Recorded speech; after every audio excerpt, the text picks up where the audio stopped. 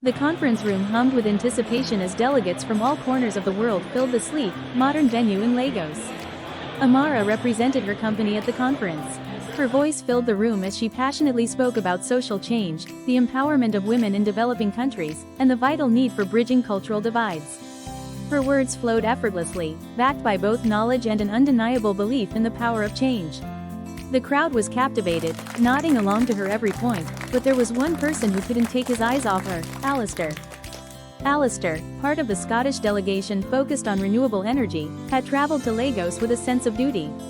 The conference was important, but he couldn't shake the feeling that there was something more, something missing in his life. The moment Amara spoke, everything changed. Her words didn't just resonate with him. They lit a fire in him, a desire to do more, to see the world through a different lens. And as their eyes met across the crowded room, there was a spark of recognition, something unspoken but undeniable. After the session, Alistair couldn't resist approaching her. "Excuse me," Alistair said, "I just wanted to say, your presentation was incredible. The way you spoke about bridging cultures, so few understand that, but you made it seem possible." Amara smiled. "Thank you," she replied, her tone both professional and polite. "I believe we can create a better world when we understand each other's cultures, not just accept them." "Exactly," Alistair said, nodding, then hesitating as he found himself caught in her gaze. "I'm Alistair McGregor, by the way. I'm here with the Scottish delegation, focusing on renewable energy initiatives." "It's nice to meet you, Alistair," Amara replied. "I'm Amara Okafor. Would you do me a huge favor by showing me around Lagos?" Alistair asked politely. "I would love to be your personal tour guide," Amara replied. In the evening, Alistair invited Amara to a dinner. Over dinner, Alistair spoke about his family's legacy, and Amara listened intently, fascinated by the similarities and differences in their worlds. She, in turn, spoke of her hopes for the future of her people, her belief that culture could empower, not restrict, progress. As they exchanged stories, Alistair felt something he hadn't experienced before, an attraction that went beyond the surface, beyond the cultural differences. Amara was unlike anyone he had met. There was an authenticity to her, a warmth that pulled him in. And for Amara, Alistair's willingness to truly listen, to engage with her culture, made her feel seen in a way that no one had before. Over the next few days, Amara and Alistair found themselves naturally gravitating toward each other. Their conversations grew deeper, their bond stronger. Amara takes Alistair to the National Museum, where they explore Nigerian sculptures and masks. Amara explains how art is tied to tradition and storytelling. Alistair is awestruck by the significance of each piece, realizing the depth of Nigerian culture and its connection to the past. Amara leads Alistair through the bustling market, filled with vibrant colors and sounds. She explains the significance of Adir fabrics and handcrafted goods, sharing the deep cultural meaning behind each item. Alistair is fascinated by the lively energy of the market and the richness of Amara's heritage. At a bead vendor, Amara shows Alistair strands of beads used for weddings and ceremonies, explaining their meanings. Alistair is captivated by how much history and symbolism can be woven into such small objects, learning the personal stories behind every bead. At a cultural festival, Amara encourages Alistair to join the dancers.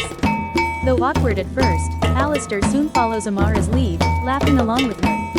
The rhythmic beats of the drums and the dancers' energy bring him closer to understanding the heart of Nigerian culture. Amara teaches Alistair how to cook jollof rice and grilled plantains in her kitchen. As they cook together, Alistair learns that food is more than just a meal in Nigeria. It's a symbol of bringing people together and preserving culture. Amara introduces Alistair to her family over a hearty meal. While her father remains cautious, Amara's mother warmly welcomes him, and the family begins to accept him. Alistair feels both nervous and embraced by the warmth of their hospitality, marking a key step in his integration into Amara's world. Amara stood at the gate, her heart heavy. Alistair's flight was called, and the reality of their separation was sinking in. "Promise me you'll come back," she said, her voice soft but firm. Alistair smiled gently, stepping closer. "I promise. This isn't goodbye, Amara." The announcement echoed again, and Amara fought back tears. "I'll wait for you." He cupped her cheek, his gaze intense. "I'll come back for you. I swear it." In that quiet moment, their lips met in their first kiss, gentle, full of promise, and soft enough to linger in their hearts. When they pulled away, he whispered, "Be safe." "You too," she replied, as he turned to walk away. She watched him go, her heart full, knowing their love would endure no matter the distance. For 6 months, they would exchange calls and text messages day and night. The long-distance relationship wasn't easy, but they made it work by staying connected and sharing every details of their day, including the ups and downs. Their bond grew stronger than they expected, and they could not wait to spend the rest of their lives together. Amara told her father about her intention. "Amara, you are the future of this family. Your marriage is not just a personal matter, it affects our community, our standing. If you marry someone from another culture, someone who cannot carry our name, you risk everything we've built." Amara's heart sank, but she knew the conversation was coming. "Father, I respect our culture, our traditions, but love is not something I can ignore. Alistair is not like any other man. He understands the importance of what we have here, and he embraces it." Her father's expression hardened. "I cannot accept a man who is not Igbo, not from our people. You are my only child. What you do now will shape everything that comes after you." In the McGregor estate, the weight of tradition was just as heavy. Sir Malcolm McGregor, a man whose family name carried centuries of influence, could not understand Alistair's desire to marry someone from outside their world. To him, family, legacy, and business were inextricably linked, and Amara, with her foreign roots, threatened that balance. "You would throw away everything for this woman, Alistair?" Sir Malcolm's voice echoed in the grand study of their family home. The walls seemed to close in on Alistair as his father's disappointment filled the room. "The Campbell family's daughter, Fiona, is the perfect match for you. She understands the legacy, the business. You need her to strengthen the family, to expand our influence." "I love her, father. I don't want a life of convenience, I want a life of meaning. Amara is who I want to spend my future with." Both Amara and Alistair struggled with the weight of their family's objections. Their love, once a beacon of hope, now seemed like a fragile thing, threatened by the walls their families had built around them. The separation was painful. Amara stayed awake at night in Lagos, her thoughts consumed by her father's stern warnings. How could she choose between her love and her heritage? Was she willing to lose everything to be with someone from a different world? Alistair too, sitting alone in his apartment in Edinburgh, questioned his future. Could he really turn his back on his family's legacy? Could he live without Amara? One evening, Amara stood before her father, her heart pounding. "Father, I love you and respect everything you've done for this family. But I will not let fear guide my choices. I will not let our traditions hold me back from choosing the person I love." After a long silence, her father nodded, the weight of his years and wisdom settling in. "I fear for you, Amara. But you are my daughter, and I will support you, even if it's the hardest thing I've ever done." Meanwhile, Alistair faced his father. "I understand what you're saying, father, but I have made my choice. I will not marry Fiona. I will not live a life based on duty alone. Amara is my future." Sir Malcolm, his face etched with frustration, sighed deeply. "You are my son. I may not understand this, but I see the love between you two. I give you my blessing." Early morning in Lagos, Amara sips her coffee when the doorbell rings. She opens it to find Alistair standing there, a wide smile on his face. Alistair grins, stepping inside.